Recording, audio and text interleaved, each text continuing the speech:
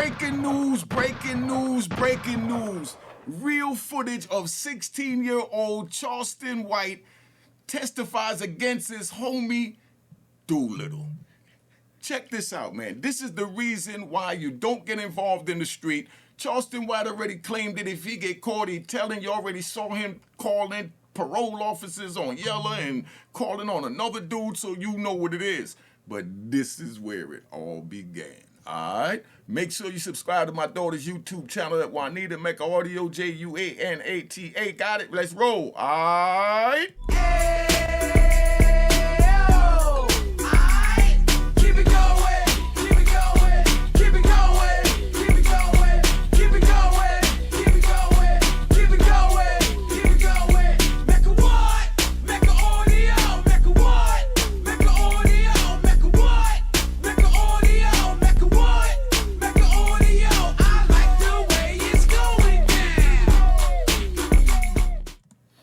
You know what it is. Check it out, right? Charlston White, controversial figure. You already know what time it is, so this is how we're going to break this down. Put yourself in Charlston White's shoes. He's 16 years old. We're doing something different because we work with the content over here. 16-year-old Charlston White decides to go out with two of his homies. They take two baseball jackets and a baseball cap. European banging on the window. Boom, boom. Oh, let's get the gunshots. You know what I mean? European banging on the windows. Give me my stuff back. Give me my stuff back. So he just wouldn't leave, so they throw his stuff out the window. Get your ass out of here and take this cheap starter jacket back. So now after he done took that back, right? Now here go his man in the car, Doolittle. Doolittle is like, man, I got this pistol. I feel like a gangster, and it's just burning the palm of my hands. You remember when you was a kid and you touched your first gun? Let's go for a ride. You know, when I was younger, right? I'm in Brooklyn, over there on Schenectady between Sterling Park. I'm with the Gully Posse, you know what I mean? I'm over there with Danny Bones and Chinaman and all them, Tony Tough and Scarface Scully used to come true from in the Bronx and, you know, Teeny Bopper and all them on them, right? And, you know, I'm hanging out on the corner and they just hand me a big dirty 357, right? Then put it to them on. I'm about 11 years old. When I felt it, it dropped my hand down. But when I closed my fist around it, my heart raced. And the joint just pointed forward, and I just wanted to, you know, that's how I was feeling. I felt like I was king of the block, like nobody couldn't tell me nothing. So I say that to say that's how our brother Doolittle felt. Like he was king of the block, European violated him, this stopped the bull crap, but he wasn't thinking of the consequences with his death penalty. That's 9 times out of 10 we don't think of the consequences. But I'm gonna play this so you can see young Charlston White on the stand testifying against his man's in them. Now, I want you to tell me, if you was in this situation where you in a car, your objective was to take these jackets and this hat and get away. But now it switched when dude bangs on the window and Doolittle pulls the trigger. Bang! So Doolittle hits him. You know what I mean? Charleston didn't have nothing to do with that, neither did the other passenger, you know? So what would you do in a situation like that if they tell you that you looking at life because your man pulled the trigger while the three of you agreed to rob somebody? But your man pulled the trigger, and now they want you to testify against your man to give him the death penalty or life in prison. What would you do? Would you wear that with your man? 2025 dudes wouldn't, you know, but we gonna ride. 2025 dudes, I already know what y'all are saying, man. I didn't know we gonna pull the trigger. This shit changed when you pull the trigger. You know what I mean? We just agreed to take the jacket. We didn't agree to shoot him, you know? But you're in the same caper, and anything could happen. Just like if somebody jumped on you and caught you and the two of them ran and left you and you got caught when they could have or may have went back and got you. Or you get in a fight and your homies jump in to help. Now your man get in a bad situation because he made a bad call and he pulled the trigger and wet up the European, and now they all in jail and Charleston decides to take the stand. Would you take the stand? Be honest. But then now we're going to ride back to the gangster part, to the street part. Now you're on the street, the two of you, the three of y'all decide to go rob somebody. You go rob them, get the coat thrown out. Homie winds up, you know, pulling and busting. And then now, ain't nobody thinking about telling. If anything, we're going to be mad at him for busting off, but we're not going to turn him over to the police and say, lock my man up. He's the one that pulled the trigger. We don't do that. You go down with the ship. We all captains. All right, now let's see how Charlston White look on the stand. Let's get to this real quick. All right. Mind. In the gun out the backseat of the car. 16-year-old Charlston White took the stand and testified against his friend, Antoine Doolittle, who sat just a few feet from him and listened intently. He pulled the hammer back on the gun. And then what happened? He fired it. Doolittle is accused of gunning down 34-year-old Michael Levy of Irving. Levy attempted to stop Doolittle, White, and 2 other teenagers accused of shoplifting 3 sports jackets and a baseball cap from an Arlington mall in September of 1991. Witnesses say Levy pounded on their windshield until the teens threw the jackets out the car window. Then Doolittle supposedly shot him in the back as Levy walked away. You hear that? So now, if that happened, right, it was 4 of them, not 3. You and 3 of your comrades go out and decide to take a jacket. The dude fights back, and now all hell break loose, and then one winds up firing the gun. Do you tell on your man that fired the gun? Or do you go down because y'all went on the caper, and that happened during the caper, so we got to deal with this amongst ourselves. So when I get him in the holding cell, I'm going to whoop that ass. You know? I mean, like where would you really go with that? And that's what this really boiled down to, because I know that's what a lot of y'all is thinking as y'all are watching is, man, Charleston ain't do nothing wrong. He ain't know he was going to shoot him. He ain't know he was going to shoot him, you know? And the point is, they knew they was going to rob him. So they knew they conspired together to break the law to take a couple of jackets. All right, let's hear what he got to say, man. White repeated the conversation he says he had with Doolittle after the shooting. I said, look, you shot him. And what did he do? Started laughing. You heard that? He told him that he shot him, right? And then they asked him, what did he do after that?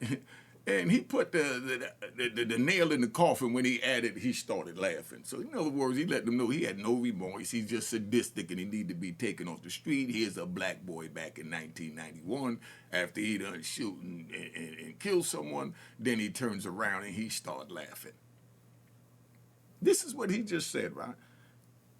I mean, telling no matter how you tell it, or why you tell it, or the direction you tell it. But I mean, you don't force them to find him guilty by saying, yeah, he started laughing.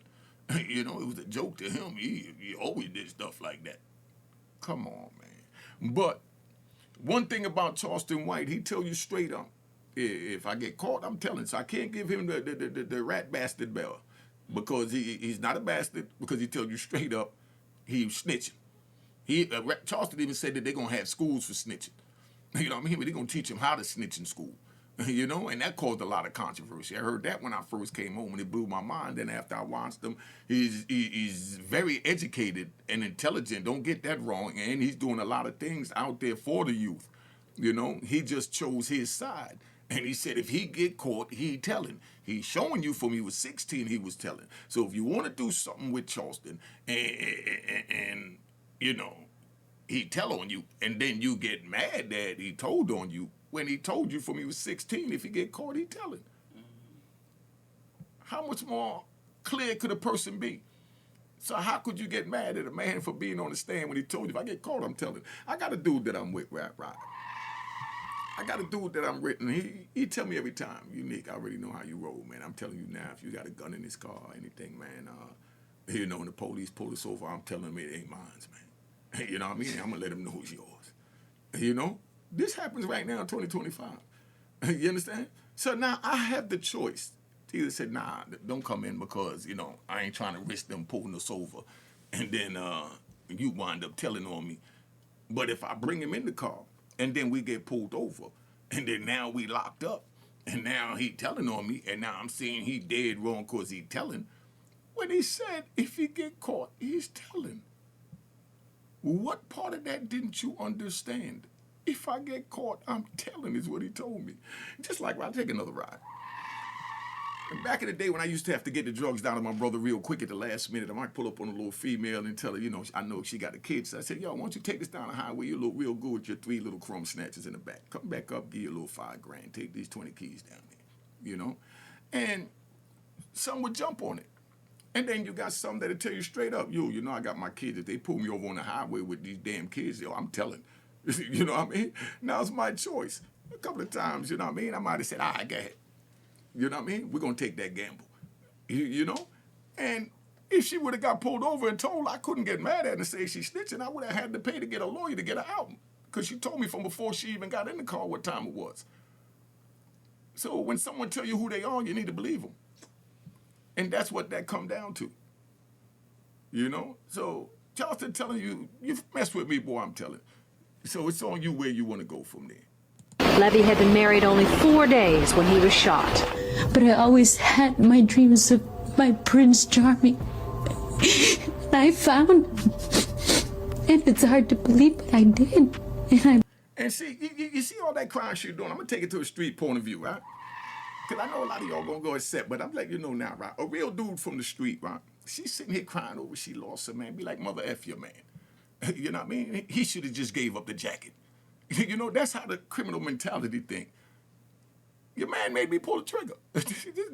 This is dude little start, right? Your man made me pull the trigger. All he had to do was give me the jacket. That's all he had to do was give me the jacket. You know, why he make me kill him? You know what I mean? And that's his mentality, and he don't understand that he sound twisted as hell, saying that he made him kill him because he wouldn't give up the jacket. But that's how we think on the street. We don't look at it like, man, it's cold-blooded and heartless and against the commandments to take another life. And, you know, we don't look at it that way. You know, we look at it like, damn, I was carjacking you. All you had to do was get out your car. Why you make me shoot you in your face? Why you make me shoot you in your face? You know, just like, all right, we're riding. Just like you might hear somebody say, let's take one with the female. You hear somebody say, damn, you know, he stabbed the crap out of dude in the park. You know? What's the first thing come to your mind? Somebody say, yo, dude got stabbed real vicious in the park. First thing come to my mind is, who did he piss off? You know what I mean? Yo, that's the first thing in my mind. Yo, he must have really pissed somebody off. You know, I mean, the feeling sorry for him, the empathy for him, that's not there when you on the street, and that's why I say don't get involved in the street because it's not worth it. Somebody gets shot in the face, you say, damn, he pissed that dude off. You don't say he was messed up that he got shot in the face. That's what us civilians would say. Yeah, I'm going to say us. You know, but when you're on the street, it's like, damn, he pissed him off. Or a dude beat up his girl and dude say, man, yo, she pissed him off. She knew she should have listened to him. Not that the dude is sick for putting his hands on the woman, but that, you know, she's sick because she should have just shut the F up. But that's the mentality when you're on the street. And, you know, I can't wait till the Diddy trial because I want to see how this is going to play out. I want to see how they're going to deal with that ass whooping that they saw Cassie take, right? I want to see where the empathy, because the empathy was out there. When that video dropped, everybody and their mama felt sorry for Cassie. But then as the thing played out and you started seeing what's really happening, you know, it's still a sad thing that happened with Cassie. But on the flip side, now they're seeing that they're after our people. Y'all are slowly seeing that, even though a lot of y'all don't want to admit it. I know you see it in your subconscious, but in a minute, it'll be in your conscious. Let's get back. But like I said, she cried. Dude that want the, you know, bodying her husband, first thing on his mind is, man, he should have just gave up the damn jacket. Why he make me have to kill him? You know, I mean, it was that simple. But, you know, we don't think like that no more. We civilians, so my heart and condolences go out to the victim. I believe in fairy tales because he made my dreams come true. And he ruined Doolittle's dream. If he would have gave up the jacket, Doolittle would have had his dream and went on with his life. You know, this is how twisted criminal think. You know what I mean? She's saying that her husband died. You know, that he ruined her husband's dreams. Doolittle's family feel like, you know, he ruined Doolittle's dreams because he didn't give up the jacket. You see how twisted this is? If y'all want to enter this and get into this mind frame, keep doing what you're doing on the street, but I'm telling you it ain't worth it. They took that away. White will be testifying against all 3 of his buddies in exchange for a maximum sentence of 12 years. A juvenile judge reduced the charge from capital murder to murder against Doolittle, so the teenager faces from 5 years to life in prison if he's found guilty. Yeah, people are screaming, So, you know, and like they said, people screaming, but this is just a tutorial. It ain't the bash Charlston White. It ain't the bash nobody snitching or whatever. Because like I said, Charleston White tell you straight up, you do something to me, I'm calling the police. You know what I mean? So he's telling you who he is. So that's a whole different category. You know, so that's why, you know, don't do nothing with him. Don't do nothing against him. Stay away from him if you don't want him to call the police. Don't sit back, talk crap about him, and then say, oh, he called the police. Told me the man told you if you talk crap about me, I'm going to call the police. You know, so that was the reason for the call the probation officer and all this that I seen him do. But we've been on here long enough, man. I just wanted to run this down. My daughter Juanita's sitting over here, and I'm trying to show her how, you know, how I do this so she get a little view. You know? Let me open this up. I gotta bring my baby in here. Hold up. Let me hold the camera up.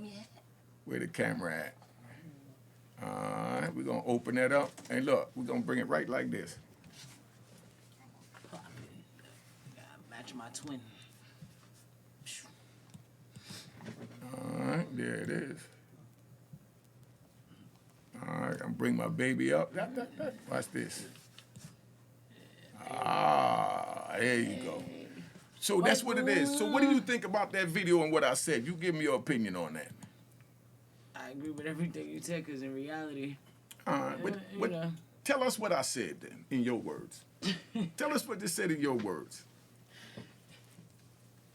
I agree. I'm sorry. I'm not really going to be snitching, but if somebody going to tell me that, you know, they going to tell on me, is going to say it's mine or whatever, it's my choice. And my choice is going to be, you're not going to be in this car with me, because I need somebody that might take this L from me just in case. You know? You already know I got things that's going on. You know, I help you out. So I'm going to slide the other way. You ain't going to ride with me. And it's a good thing you said that, because that's the same thing, right? Because it's like, we ride down the street, and I got one of my workers with me, right? Or I'm with one of my bosses when I'm a worker. I'm going to switch it down to that, right? And we get pulled over with a gun.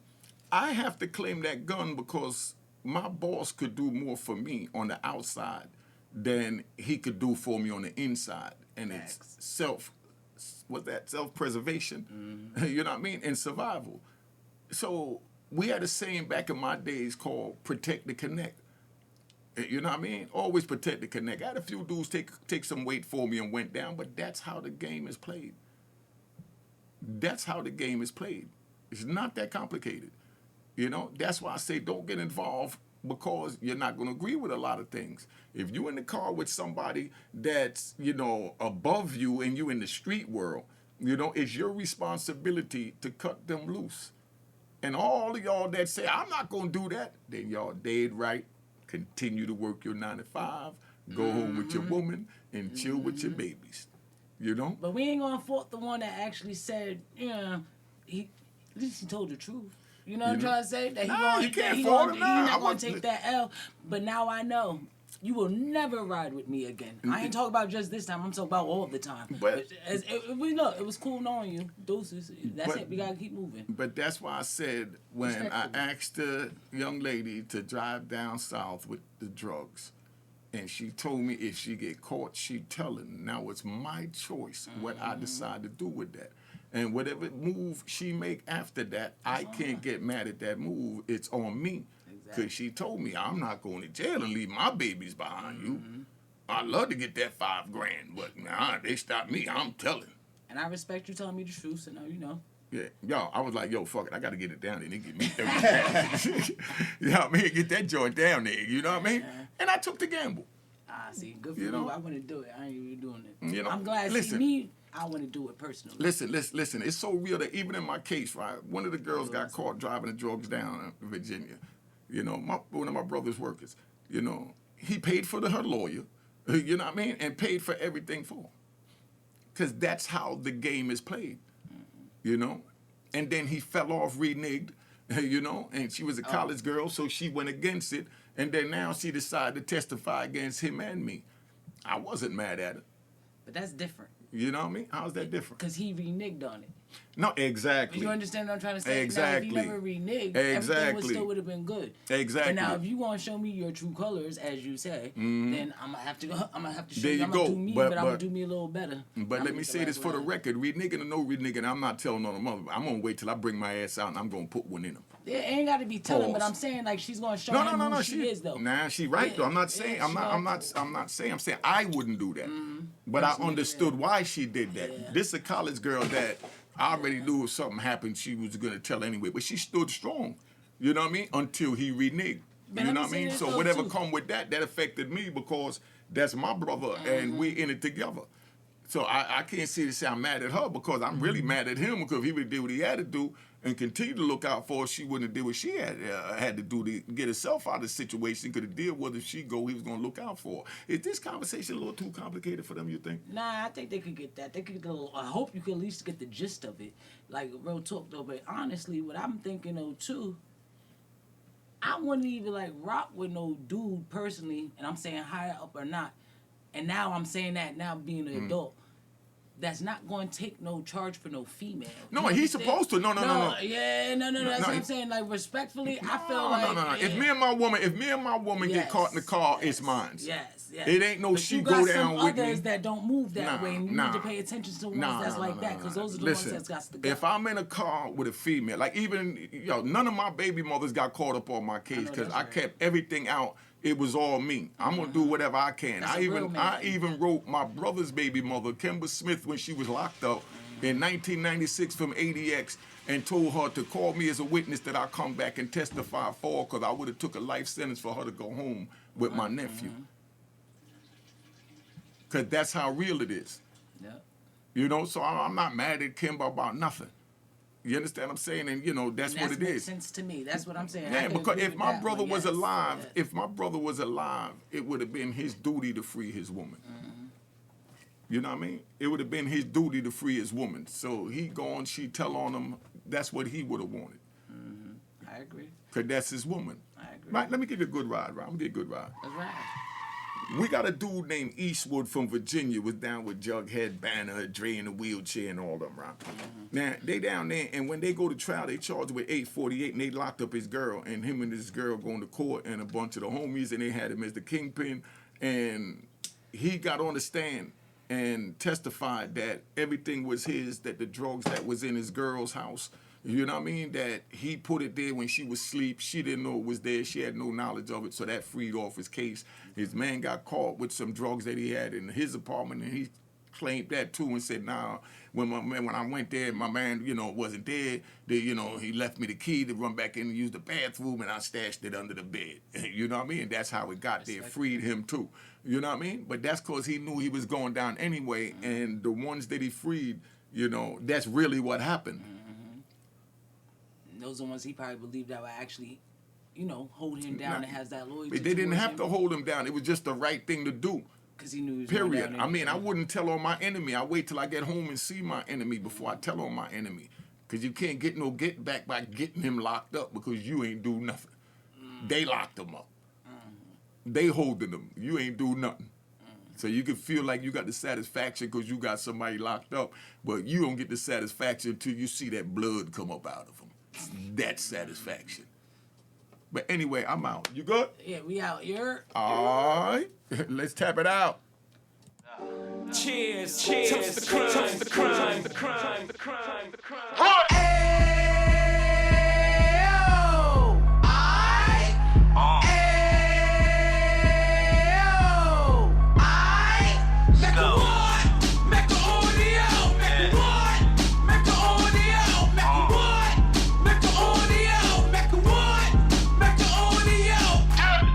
Fresh out the can of 26, he back on the strip, getting back in the mix. What he mentions a gift. You stand up 10 toes down, and I suggest you pay attention to this.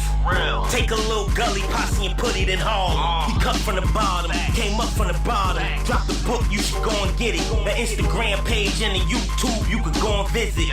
Then you could consider yourself LinkedIn. Sit front row and get Jews from a kingpin. How he went through it, so you ain't gotta go do it. To not pay attention would be stupid. Talking about about a man that probably put your grandfather on. Probably the reason that him and your grams got along. A man that generated millions on the block, did his time, never squilling to the cops, Mecca audio.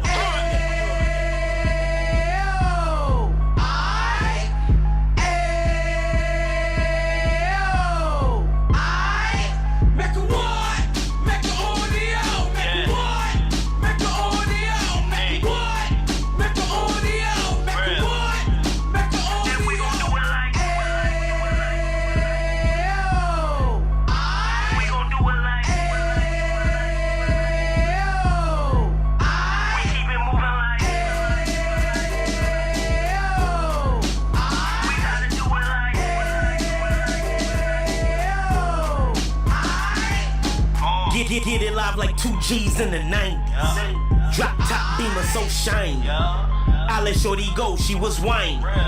Treat her like my past, she behind me. Spend a couple bands on the Dapper Dan. You be back again, getting green like a Packers fan.